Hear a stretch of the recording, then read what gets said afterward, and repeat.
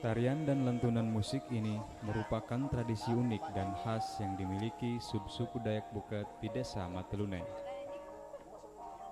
Atraksi ini tidak lain merupakan tarian penyambutan bagi setiap tamu yang datang berkunjung pada saat upacara Sare Pare.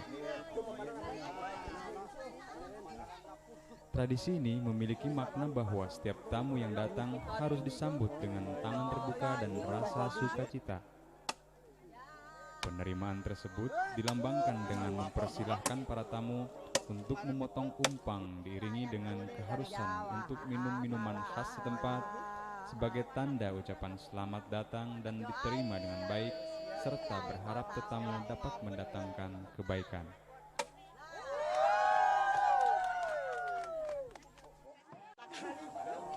Dulu upacara Sare Pare diselenggarakan setiap tahun dan belum terjadwal secara tepat.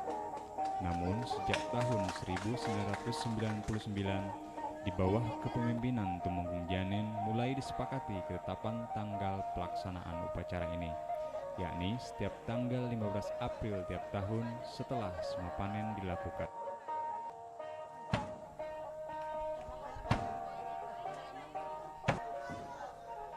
Sare Pare ini memiliki arti menyelamatkan padi. Dengan demikian, makna dari pesta ini adalah sebagai tanda syukur kepada Tuhan agar panen ke depan lebih subur dan hasil yang diperoleh dapat memenuhi kebutuhan dan mensejahterakan masyarakat. Atas alasan inilah, adat kemudian menetapkan bahwa pada masa upacara ini seluruh warga harus hadir dalam acara tersebut. Prosesi upacara dimulai dengan mempersiapkan beberapa alat dan bahan serta kelengkapan upacara antara lain air berang atau air minuman sejenis tuak, padi, kapak, parang, dan ito atau tempat membawa padi dan seekor ayam. Padewan sebagai kepala dusun di Matalunai kali ini mendapat kepercayaan sebagai pemimpin upacara. Dalam penunjukan pemimpin upacara awalnya dipimpin oleh Tumenggung. Dikarenakan Tumenggung telah wafat, maka kewenangan ini dilimpahkan ke tetua adat atau pemimpin formal yang ada di wilayah adat Buket. Dengan alasan dia masih memiliki kecakapan dalam bahasa dan adat kebiasaan lama. Padewan sambil memegang ayam membuka prosesi upacara dengan melafalkan mantra tertentu. Dalam mantra ini terkandung maksud untuk memanggil roh penunggu hutan dan lahan yang akan digunakan agar dapat melindungi proses perladangan dan memberikan hasil serta memberkati perladangan mereka dengan hasil yang melimpah.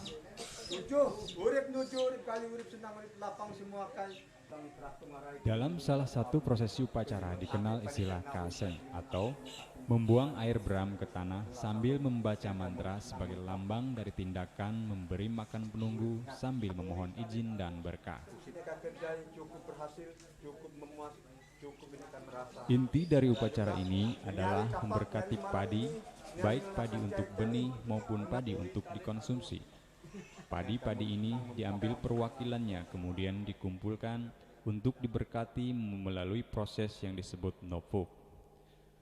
Tujuan dari proses novop ini adalah membersihkan padi dari segala bentuk halangan, musibah, dan kendala mulai dari proses berladang sampai panen.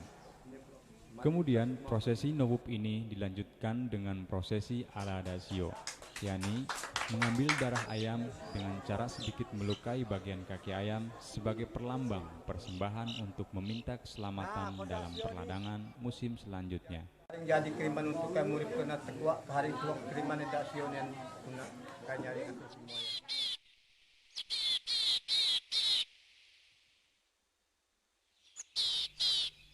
Seperti masyarakat lain yang tinggal di pedalaman, kehidupan mereka sangat erat sekali dengan lingkungan sekitarnya. Pada masa lalu, selain laki-laki, perempuan Bukat juga mencari sagu dan berburu satwa liar. Dewasa ini setelah menetap, kaum perempuan lebih banyak mengurusi ladang dibanding kaum lelaki yang lebih suka berburu dan mengumpulkan hasil hutan non kayu.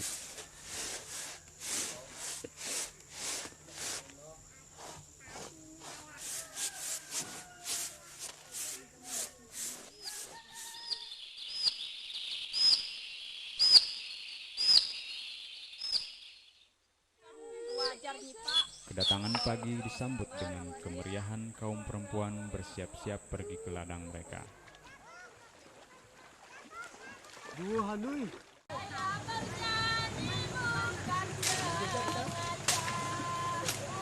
Sambil bernyanyi dan menari di atas perahu, mereka berangkat menuju lokasi perladangan.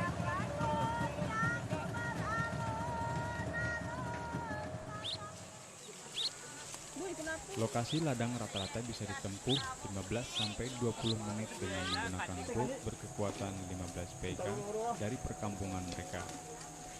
Sambil berpantun dengan riang dan bersahut-sahutan, kaum perempuan mulai mengerjakan panen secara gotong royong.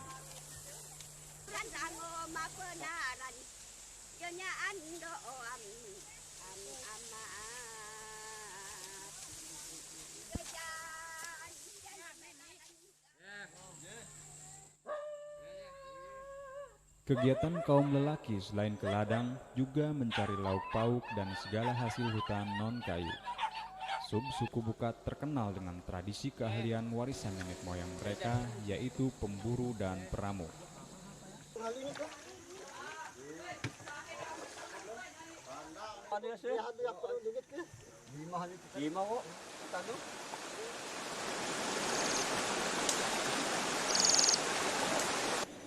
Selain berburu, mereka sangat ahli dalam mencari ikan dengan peralatan jala, pukat, dan panah yang dibuat seperti senapan untuk digunakan dalam air.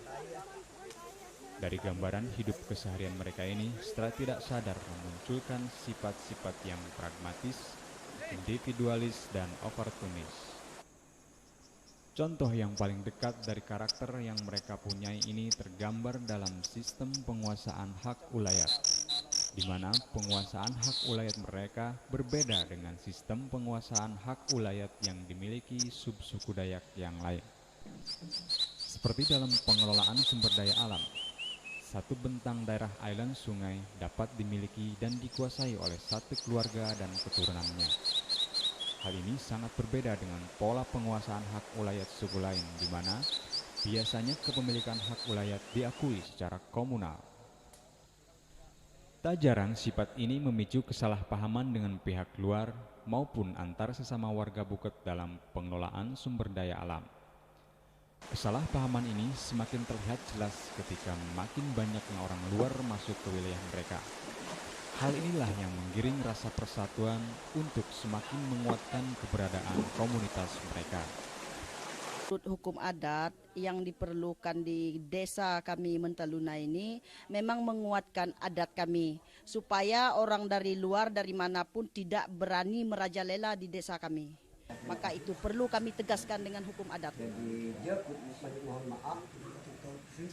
Kemudian dia manyik atas semua segala kemenyaksi berapa hukumku diselesaikan serta begitu hukumku jik hati ikhlas untuk nyorong kepada kesalahanku kepada anak yang menerima adat. Apakah benar-benar sepenuh bayar adatnya Jek? Dia tetap menuntut. Nah, sama kemampuannya dia tetap menuntut sepenuh-penuh. Karena enawan hadu ikut terbelakangku yang tanpa izin tajik. Karena setiap ino pemimpin ini, setiap ino pemutus adat kedua belah pihak yang bisa melawan. Nah, jadi yang penerima hukum mana, ayah juga bangga, ayah nyusah lah, ayah ngumah. Nah, yang terus nak membayar hukumnya juga, ayah malai si sana, maka justru kena enare, jek turun kiro, balum jangan atur adat, balum jangan atur hukum kiro re, jo, ini na turun kiro untuk menyuci sangan kiro, jangan sampai dendam di masa-masa akan sumpai, ini aja pasuk kiro salam-salaman. Nah, inilah yang semua terben ini. Ini kebe pribadi kiro ni. Ini hukum no tawak kelin nak anem hukum badan. Ini pengati halu yang merusak. Nah, inilah yang banyak takut tani kenapa yang penyileh sabar dan sadarlah. Kok ni berbuat deh. Jadi ai kan contoh ni kepada anak aku suti. Nah, jadi sekarang kiro bersurung barang. Ni terima juga ya anda senang hati. Nek nyurung juga yang merasa dirugikan. Tapi mau tidak mau, ini ada tetalu, tidak bisa kira melawan. nek nuntut juga ai bangga, nek nyuruh juga ai bersedih. Maka inilah barang ini sebagai pencuci sangat mempunyai kepada Menang Tiup. Jadi Menang Tiup juga yang menepu sangat kepada Menang Tiup. Bagi kami kaum ibu, kalau hukum adat ini sudah berjalan dengan tegas, jadi semuanya tidak berani. Masalah apapun dalam hukuman adat kami tidak berani melaksanakan. Jadi ini kan sudah tercantum dalam hukum. Jadi supaya ini sebagai pengajaran bagi kami. Semua akan saksi. Semua akan saksi. Ini karena suruh neko, kau jangan jit sangat yang jet, juga jangan jit sangat yang kok. Mohon dan maaf. Begitulah segala laik, kita segala pemimpin dan penjabat-penjabat yang ngatur adat, dia tidak akan melawan dan tidak akan mengikat janji. Ini langut satu orang. Adanya program penggabungan desa pada tahun 80-an disertai masuknya pendidikan modern dan penyebaran agama menimbulkan dampak perubahan perilaku dan cara pandang terhadap identitas kesukuan mereka. Proses pengkayaan akan pengalaman hidup di masa merantau serta kefasihan mereka dalam bahasa dan adat istiadat lama kini mulai berkurang.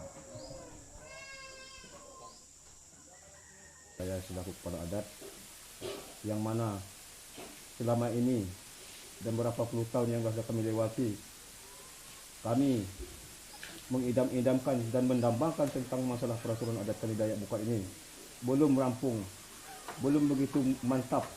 Maka dengan adanya kedatangan Bapak ini, kami harapkan dan kami sangat mengharap agar kita dapat bersama-sama untuk menentukan program adat Dayak Bukar ini supaya dibangkitkan seperti dari sejak dulu sampai sekarang ini belum muncul dan belum punya tata cara yang baik.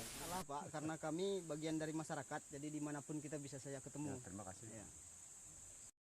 Kenapa kami laksanakan pada saat ini? Sebab kami dari generasi sekarang dan generasi yang akan berkelanjutan dan berkesinambungan. Mungkin karena mereka tidak tahu dengan pembicaraan karena mereka telah meninggal semua. Jadi hal ini mau tidak mau harus melalui dengan pembukuan. Khususnya di desa Meteluna ini untuk suku Bukat itu belum pernah mempunyai buku adat. Mau tidak mau saya sendiri punya ide dengan kepala adat dan bekerja sama dengan almarhum Pak Temung Janen pada tahun itu tanggal 26 bulan Februari 2000. Jadi kami mencetuskan dengan ide-ide untuk dibukukan adat. Hukum adat itu merupakan tradisi lisan di mana disampaikan dari mulut ke mulut. Biasanya dari kepala adat atau temenggung ke yang lainnya. Keadaan sekarang di suku Bukat itu sendiri, temenggungnya sudah tidak ada. Nah, sehingga orang-orang yang pernah menerima informasi dari temenggung itu banyak dengan gaya yang berbeda juga mereka akan menyampaikan ke yang lain. Nah, berangkat dari keprihatinan tersebut, karena temenggungnya sudah tidak ada, maka mereka berkeinginan untuk membukukan hukum adat itu supaya jadi satu ide di situ dan punya panduan. Karena hukum adat ini sebagai perbekalan untuk kita sebagai ketua mendom di sini maupun tokoh-tokoh masyarakat maupun kades kita Samon. Berhubung hukum adat ini sebagai perbekalan bagi kami anak-anak yang maju yang baru ini. Jadi pandangan saya dalam hukum adat ini, saya sangat senang sekali Pak. Pertama, selama ini dari zaman nenek moyang saya sampai sekarang tidak pernah dibukukan, hanya dari mulut ke mulut tetapi tidak pernah salah. Jadi saya sangat merasa senang sekali bahwa hukum adat suku Bukar ini sekarang dalam kerjasama kami orang kampung dan tokoh-tokoh masyarakat dan dibantu oleh LSM dari WF juga akan dibukukan. Dalam hal ini ya kita membantu masyarakat, ya. Membantu maksudnya ya kita secara bersama-sama ya, di mana masyarakat sebenarnya ini sudah ada pemikiran, sudah ada ide.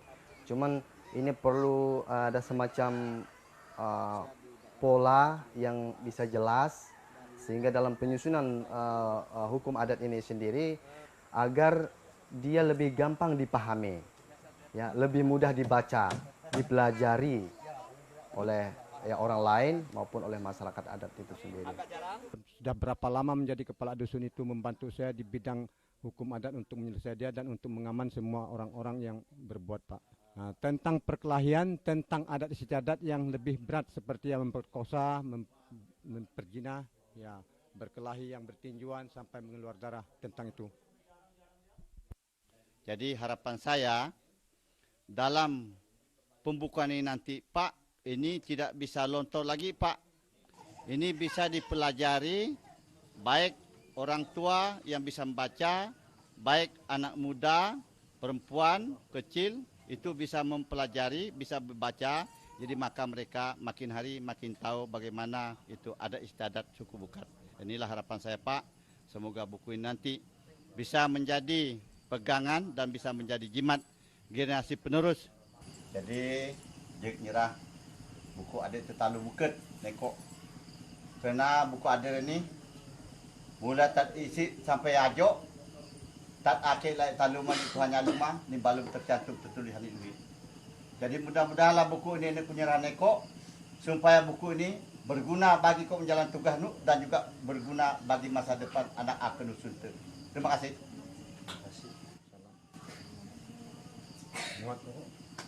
Segala kentalu aki, hari, ipui, akan, usu tidak boleh mengalak kesimpulan ber.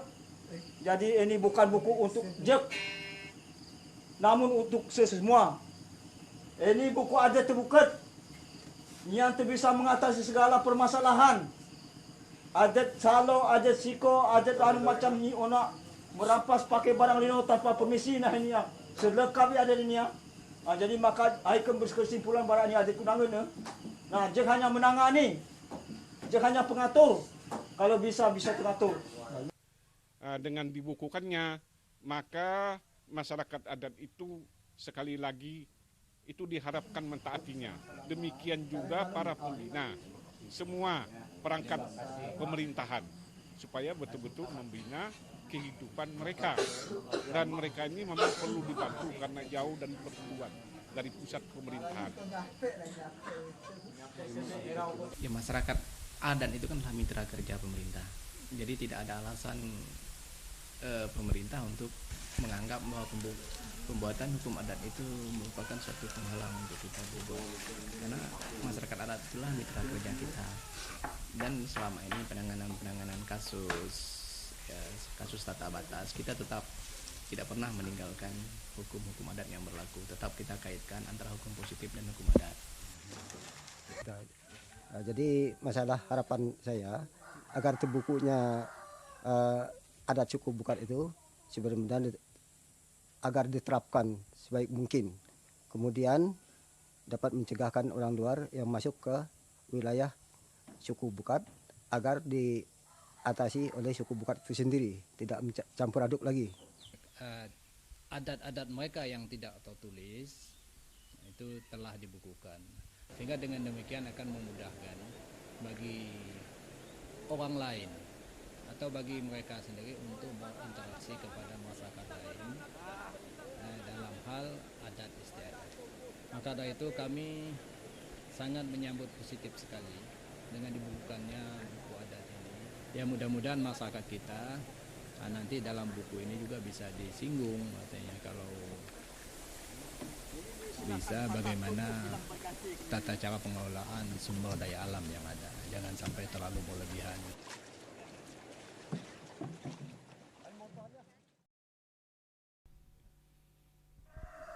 Munculnya kesadaran untuk menguatkan adat istiadat melalui rangkaian penyusunan hukum adat Bukat sebenarnya merupakan upaya generasi tua untuk memberikan alat perlindungan dan bekal bagi generasi ke depan dalam menghadapi interaksi sosial yang makin tinggi agar kearifan tradisi yang dipercaya mampu menjaga harmoni kehidupan akan terus terjaga dan dilakukan sampai ke anak cucu.